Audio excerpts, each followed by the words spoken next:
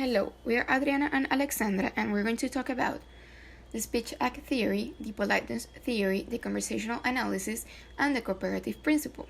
At first, we're going to talk about how all these theories and methods are related. These theories and methods are related through interpretation.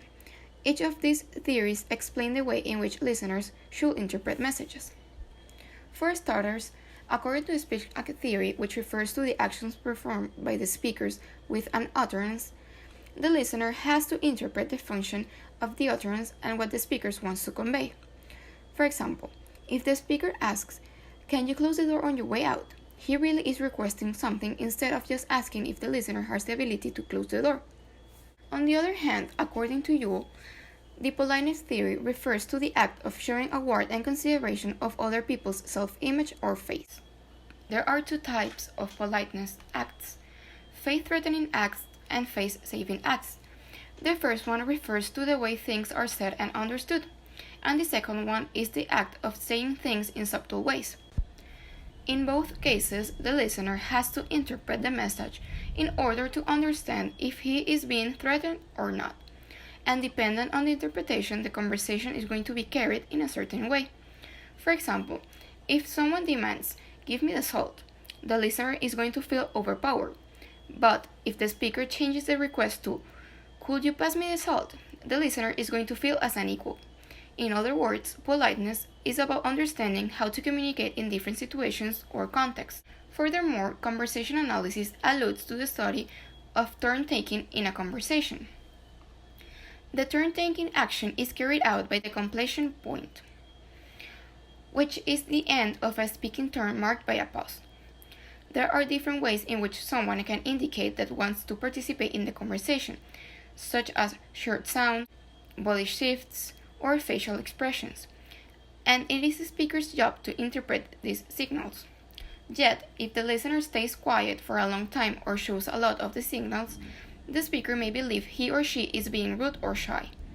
For example, if a professor is giving a class and none of the students are participating, he must interpret whether the students are shy or they just don't want to participate. Finally, the cooperative principle is an underlying assumption in which the speaker will make contributions as required, at this stage in which they occur, and by accepted purpose or direction of the conversation. This principle is supported by four maxims: quantity, quality, relation, and manner. These maxims refer to the correct elements the utterances must contain, for them to be understandable. Some utterances may seem like they are lacking these maxims, but the listener must interpret the meaning of these utterances in order to comprehend the real meaning behind them. A clear example is when someone asks their friend, "Do you want some chocolate?" and the answer is, "I'm on a diet." At first, it seems like the answer does not make sense, but with previous knowledge, the listener can be able to infer and interpret that being on a diet means that the person cannot eat sweets. To conclude, these theories and principles are related to each other by means of interpretation of the message and how people are able to understand those apparently senseless utterances. Now, we're going to talk about the interrelation between inferences, presuppositions, and implicatures. Inferences are related to the use of additional information in order to refer to things or people or vice versa. For example, when you say, "Did you check it in the Santallita?" If you have studied psychology in the Universidad Católica, you will know that I refer to the Guía para la Elaboración Formal de Reportes de Investigación by Zuleima Santalla de Banderelli. Presuppositions are made by the speaker and are what the speaker assumes the listener already knows and what he understands about the message, given in a specific context. Using the previous example, I assume that the person I'm asking the question knows that the Santallita is actually the guide written by Zuleima Santalla de Banderelli. Implicators refer to an additional meaning that can be conveyed from the same message and that needs specific background knowledge and a context. For example, when my new colleague asks me to go out this weekend and I tell him it's my mom's birthday. They are all related because they need additional information that is not given inside the message in order to exist. Also, inferences and implicators need the concept of presupposition from the speaker, because For both cases, the speaker assumes the listener knows the additional information required to understand that message. Application of the principle of expressibility in the politeness theory, the conversation analysis, and the cooperative principle. According to Searle, in 1969, the principle of expressibility establishes that the speaker can give a message with exactly the meaning he wants to convey, whether by increasing their language knowledge or by expanding the language itself. This principle of expressibility can also be applied into the politeness theory, as the speaker has to be able to select the correct words to generate the desired response from the listener. By applying the principle of expressibility, the speaker is given a message with the exact meaning he wishes to convey. For example, if the speaker knows the listener is a friendly type of person, he is going to approach them with phrases that include teamwork, as, for example, "Could we solve this problem together?" and "We could brainstorm some solutions." Moreover, the principle of expressibility can also be applied in conversation analysis. When the speaker wants to avoid the occurrence of their completion point, he knowingly applies strategies, such as using connectors and hesitation marks. This way, he is letting the listener know that he is going to keep on talking until his idea is fully expressed. For example, this can happen in a normal conversation with children.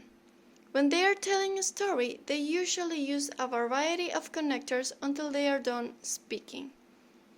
Lastly, the principle of expressibility can be applied with the cooperative principle, as it talks about all the correct elements an utterance must contain, backed up by 4 maxims: quantity, quality, relation, and manner. By following these maxims, the speaker should be able to express exactly what they want to convey. Speech acts can be considered an utterance. Actually, speech acts are performed through utterances, but they are not the same thing. Utterances are just the action of speaking alone, and speech acts are the specific actions the speaker makes in order to convey a message with a certain meaning. An utterance can be "ouch," with no use of grammar, and it is usually said after we hit our head with something. And as a speech act, we could use the same "ouch," but as an answer to someone that said something hurtful, implying that those words made the person feel bad. Variations in the notion of context in each theory or method. In the speech act theory, context is influenced by culture and background knowledge, as the listener has to understand the utterance by identifying its function. This ability to unconsciously associate the utterance with its real function is acquired by experience, which conforms the listener's background knowledge. Furthermore, in the Occidental culture, indirect speech acts are considered to be more gentle and polite. For example, when a mother tells their children, "I believe you should clean your room," she is really giving them a direction instead of just expressing a thought. Politeness, on the other hand, takes context more related to the emotional and social sense of self, in order to show awareness and consideration towards others. In this theory, every utterance is formed, modified, uttered, and understood according to the expectations everyone has about themselves and what they expect others to see or recognize in them, which is the self-image. For example, the connotation the sentence "bring me a glass of water" has compared to "could you please bring me a glass of water?" In the first sentence, a face-threatening act can be inferred because that sentence represents a command. On the contrary, the second sentence expresses a request, and requests are easily accepted since they do not impose on others' wills or social power. Subsequently, context in conversation analysis is defined by the regions and the society in which it is studied. In Occidental culture, one person speaks at a time, and each take turns to speak after the other one has made a pause. For example, if someone is speaking and the other part interrupts the conversation, that person is going to tend to pause their speech so the second person can continue talking. Contrarily, in India, people speak at the same time without making pauses. Finally, context in the cooperative principle is delimited by both the listener's and the speaker's background knowledge. Sometimes it may seem like some utterances do not follow the four maxims, but with the previous knowledge of the listener, he is going to be able to interpret and comprehend what the speaker is trying to convey. For example, when Maria is telling her boyfriend she had a very nice time with her childhood friend, and after a while talking, he only answers, "Thank God he's just a friend." By saying that, what he really means is that he is jealous, and he thinks that such friend likes his girlfriend.